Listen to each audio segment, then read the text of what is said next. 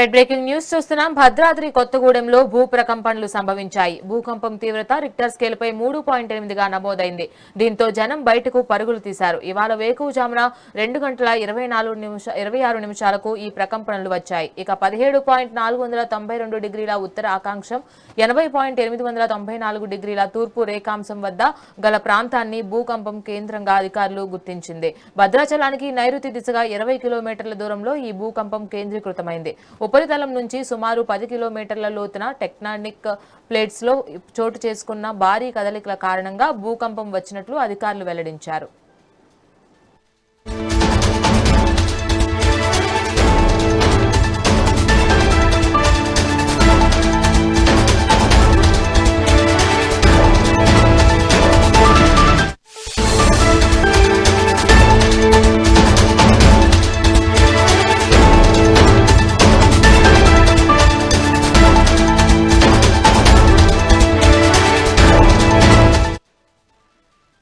తొలుత భూకంప తీవ్రతను 3.5గా అంచనా వేసిన తర్వాత దాన్ని 3.8గా సవరించారు. ప్రధాన భూకంపం తర్వాత కూడా సుమారు 25 నిమిషాల పాటు ప్రకంపనలు సంభవించాయి.